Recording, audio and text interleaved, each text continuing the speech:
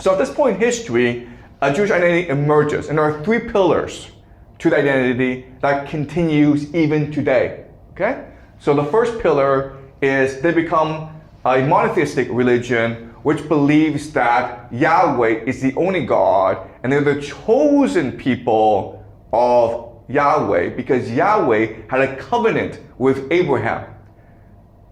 Yahweh promised Abraham that your people will control the promised land. Okay? And the promised land extends from the Nile in Egypt to the Euphrates in Mesopotamia. Okay? That is the promised land. That's the first pillar. The second pillar is the Jews must follow the law of Moses, because the law of Moses is the law of God, the Ten Commandments, right? And the law of Moses over time will be divided into the Torah, which is the written law, and the Talmud, which is the oral law. Okay? And the Torah is basically the 5 books of the Bible, the first 5 books of the Bible.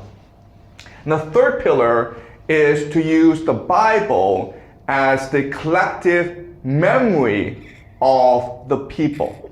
Okay, so the Jews believe the Bible, what happened in the Bible is literal. It is actually what happened. And by believing that the Bible is literal and true, then you become a Jew. Okay, and that's why the Jewish identity is very flexible. Okay, so at this point in history, when the Jews were loyalty to Persia, there are some characteristics that will change over time. The first major characteristic is that the center of worship is in Jerusalem, the second temple. Okay, so if you're a Jewish person, you must make animal sacrifices to Yahweh, and therefore the Sadducees, these are hereditary priests, they are the ones who control the religion. Then there's very strict laws that govern how people behave. So for example, you must rest on the Sabbath. You also cannot marry outside your religion. You must be circumcised, okay? So there are all these restrictions on how people behave. Over time, what will happen is that the Jews will expand across the world. A lot of Jews will work as mercenaries in Alexander the Great's army as he conquers Persia. And as the Hellenistic world comes into being, Jews will move around for economic opportunities, right? They'll work as officials, they'll work as artisans, they'll work as tradespeople, as merchants. And so they're scattered around the Hellenistic world. And as we discussed, at this point in history, the 3 major cultures that we've looked at, the Jewish culture, the Greek culture, and the Persian culture will merge together in a process we call synchronization. And that gives birth basically to Western civilization. Unfortunately, what happens is that over time, because the Jerusalem is so important, and because the Jews believe they are a special people who only worship the one true God, that will cause conflict with the Greeks. Okay? The Greeks also are very chauvinistic, very proud people who believe their culture is superior. And quite honestly, a lot of Jews will convert to the Hellenistic lifestyle. Okay? But this causes conflict. And ultimately, this will culminate in something called the Maccabean Revolt, where a certain group of Jews decide to rebel against the Greeks. And even though they're a minority, even though most Jews actually do not support them, because of their religious conviction, because of the will of God, they will triumph and they will establish the Maccabean kingdom. And this victory is celebrated today in something called the Hanukkah festival, okay? Hanukkah.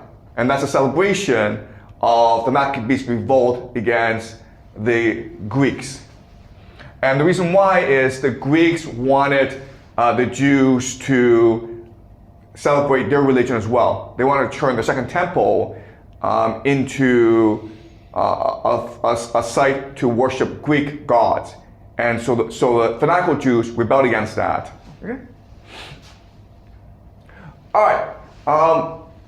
But this kingdom of the Maccabees will not last very long.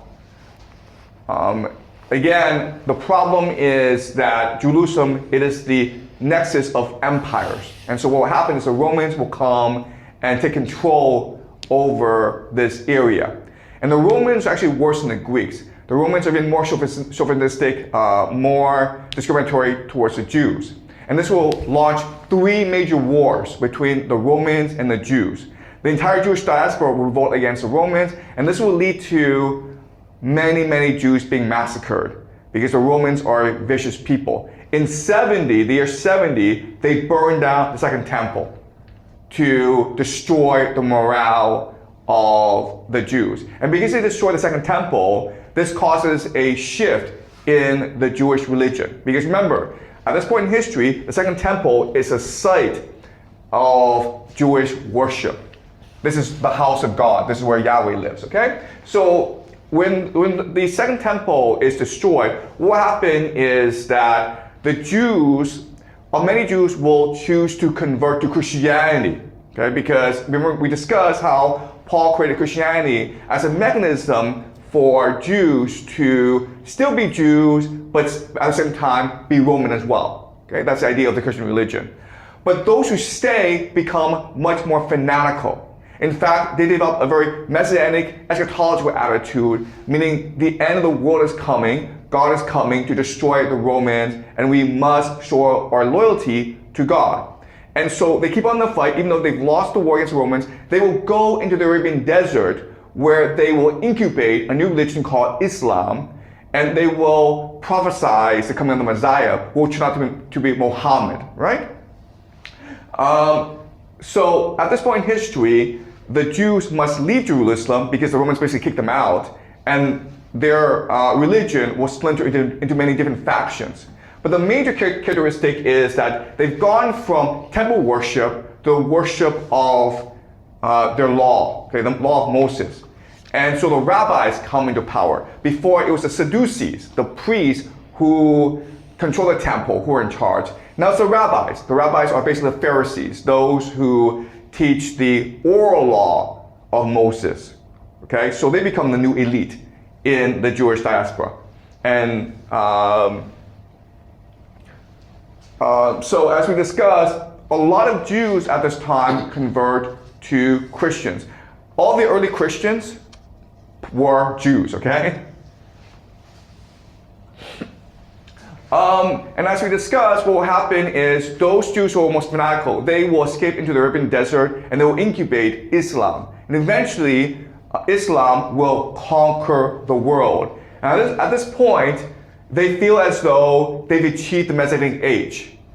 And they have returned to Jerusalem. Now, the Jews believe that in the Messianic age, the Messiah will come, lead them to victory, bring all the Jews back to Jerusalem, and build the third temple and usher in the Messianic age. Okay, and that's what they believe happened. And so this is the Al-Aqsa Mosque in Jerusalem, and this is meant to be the third temple. Over time, what will happen is they will change it to become a center of Islamic worship. But in the beginning, it was really the third temple.